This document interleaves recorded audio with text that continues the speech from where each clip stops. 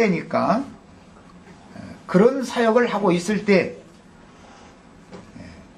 빈들에 나타나기까지, 이스라엘에 나타나기까지 빈들에 있는 때에 예수가 탄생됐다 그 말입니다. 이것은 실제적으로는 6개월의 간격이 있지만 이것은 이제 앞으로 있을 사역에 관계되는 예언적인 그런 표현인 것을 알 수가 있어요.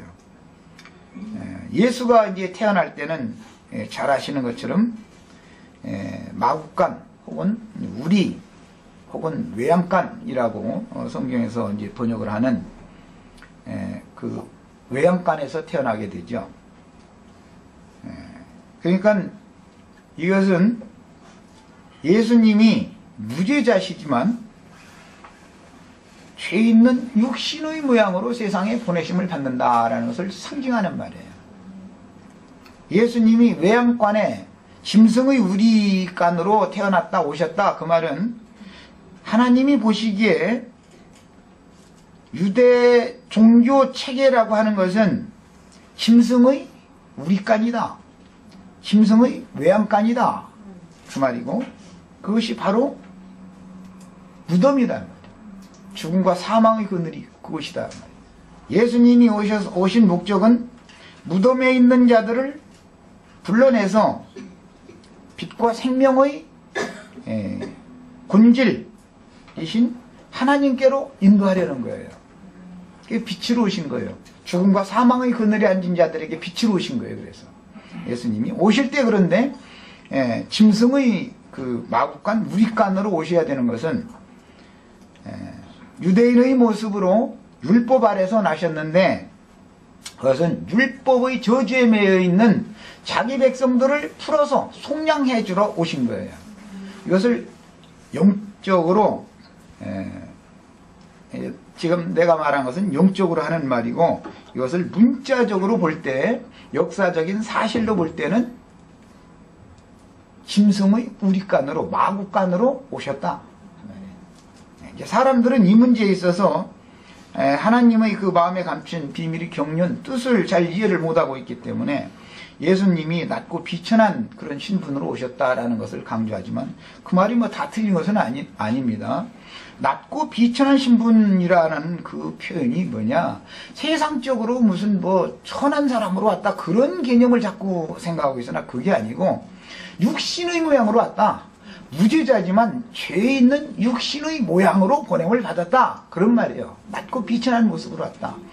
자, 그래서 육체라고 하는 것은 하나님 보시기에는 하나님의 신이 떠난 짐승이기 때문에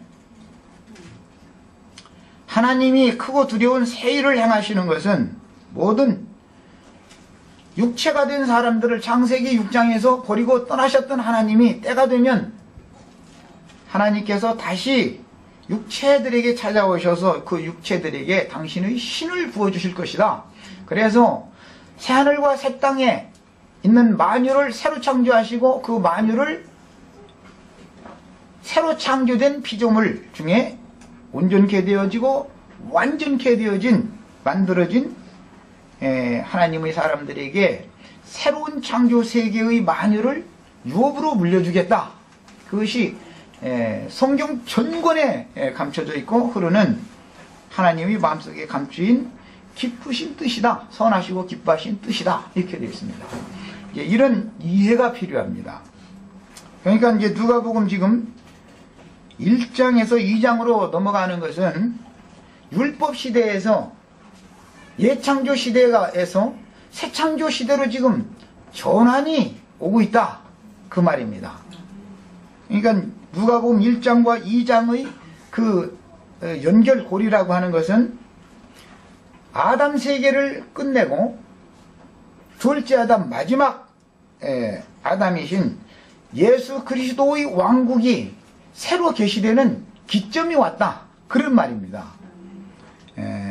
지금 내가 서론적으로 말씀드린 이런 내용을 마음속에 잘 담아두시고 오늘 말씀을 이제 추구해 들어가는 겁니다.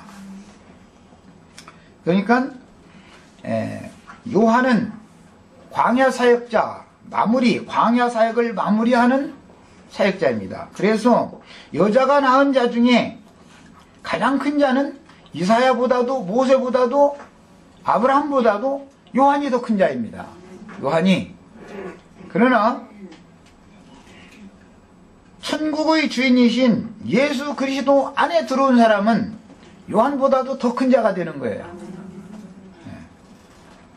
이것은 하나님의 경륜에 속한 문제입니다. 이 말은 구약의 예로 하자면 광야 40년을 거쳐서 요단강을 건너서 가나안 땅에 들어간 사람들이 광야 끝에서 느보산이나 또 그 무슨 산 잊어먹었네.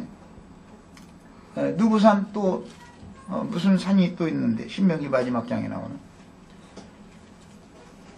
그 산 꼭대기에 올라가서 요단강 건너를 바라보는데 예루살렘이 있는 시온산까지를 바라보는 게 아니라 소알성까지만 바라보죠. 거기까지만 보여주는 거니까. 봤지만 들어가지는 못하고 아론도 죽고 모세도 죽는 거예요. 그러니까 아론과 모세의 사역이라고 하는 것은, 즉 율법 사역이라고 하는 것은 요단강 이편의 사역인 것이지 요단강 건너의 사역이 아니다 그 말이에요. 이 요한은 그래서 이스라엘에게 나타나는 날까지 그래서 빈들에 있었던 거예요. 이 광야의 사역자다 이 말이에요. 하갈의 자손들이다 이 말이에요. 종의 자녀들이다. 율법의 저주에서 벗어나지 못한 사람들이다 이 말이에요. 그러나 예수께서 오신 것은, 짐승의 우리로 오신 것은 짐승 나라에 짐승들에게 사로잡혀 있는 사람들에게, 짐승의 영을 받은 사람들에게, 짐승의 마음을 받은 사람들에게 오셔서 하나님의 영을, 하나님의 마음을 새로 보여주셔서 새로운 창조를 하러 오셨다. 그러려면 높으신 하나님이 짐승과 방불한 죄 있는 육신의 모양으로 유대인의 모습으로 율법의 저주에 사로잡혀 있는 유대인에게 찾아오셔야 된다는 거예요. 왜? 하나님은 이방인들을 구원을 하시되 먼저 유대인들에게 말씀을 맡기시고 유대인들을 이방 땅에 보내서 복음을 전해서 하나님의 뜻을 실현해야 되기 때문에 먼저 오실 때는 반드시 유대인의 모습으로 유대 땅에 오셔야 되는 거예요. 그리고 복음은 유대인에게서부터 시작이 되기 때문에 구원이라는 것은 유대인으로부터 나오는 겁니다. 구원은 유대인에게서 나오는 거예요. 복음의 출발 지점은 반드시 유대인의 거룩한 처소인 예루살렘으로부터 복음이 출발이 되는 거예요. 그래서 예루살렘과 유대와 사마리아와 땅 끝까지 복음이 전파되어져서 하나님의 영원한 비밀한 뜻, 기뻐하신 뜻이 실현되는 겁니다. 자, 그래서 이제 누가복음 1장 80절과 2장 1절의 그 기점에 이때 빈들에 있으니라 이때라고 하는 연결고리라는 것은 굉장한 그런 암호적인 의미를 갖고 있다. 이것을 마음속에 담아두셔야 되겠습니다. 그런데 그때 가이사 아구스도,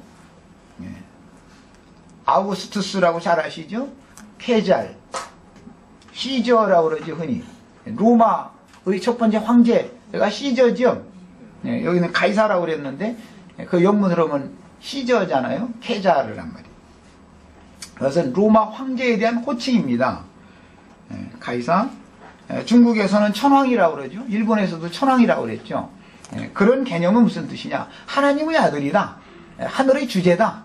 천지의 주제자다. 그런 개념입니다. 그런데 아우구스투스라는 사람이 천하에 호적령을 내렸다는 거예요. 이 호적이라는 용어는 구약 성경에서는 민수기라고 할 때 그 민수라는 용어예요. 같은 용어입니다. 구약 성경 히브리어에서는 민수, 백성, 하나님의 백성의 수를 계산한다. 그러니까 여기서는 지금 아우구스투스가 호적령을